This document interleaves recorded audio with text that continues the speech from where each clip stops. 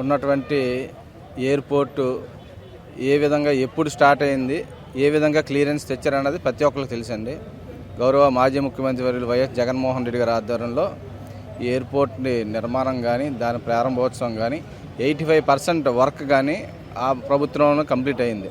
మరి దీనికోసమే చంద్రబాబు నాయుడు గారు ఫస్ట్ ఫ్లైట్ ల్యాండ్ అవుతున్నప్పుడు ఆయన ఎందుకు రాలేదంటే ఆయన కేవలం ఇది సెంట్రల్ గవర్నమెంట్ సంబంధించింది అని చెప్పడంతో ఆయన సైడ్ అయినట్టుగా మనకు అనిపిస్తుంది. ఏంటంటే మరి ఆ రోజు ఎవరైనా అడిగితే ఇది నేనే తెచ్చానని ఆయన చెప్పలేరు కదా డైరెక్ట్గా. ఎందుకంటే ప్రతిదీ కూడా ఆయన అబద్ధాలు ఆడడంలో చంద్రబాబు నాయుడు దిట్ట అయినప్పటికీ కూడా మరీ ఇంత బ్లైండ్గా మనం చూస్తున్నాం. ఆయన హోర్డింగ్లు ఎక్కువనా పని తక్కువ అన్నట్టుగా రాష్ట్రంలో ప్రజలందరూ అనుకుంటున్నారు. ఈ సంవత్సరం గడిచినటువంటి సంవత్సరం 8 నెలల మాసంలో మనం చూస్తున్నాం.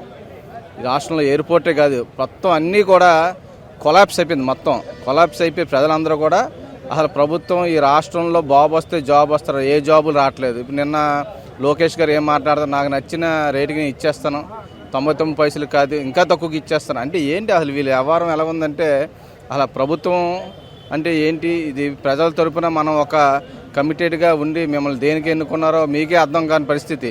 అంటే ఇది లాస్ట్ ఫైనల్ ఎలక్షన్ మనకి మొత్తం అంతా ఏదో మొత్తం చుట్టేస్తున్నారు వీళ్ళు. మొత్తం అంతా కూడా బ్యాక్ డోర్ నుంచి మొత్తం అన్అఫిషియల్ అమౌంట్ మొత్తం తీసుకొని ఫ్రంట్ డోర్లో వీళ్ళు ఎంప్లాయ్మెంట్ పేరుతో మొత్తం ఆస్తులు ప్రభుత్వ ఆస్తులన్నీ అమ్మడం.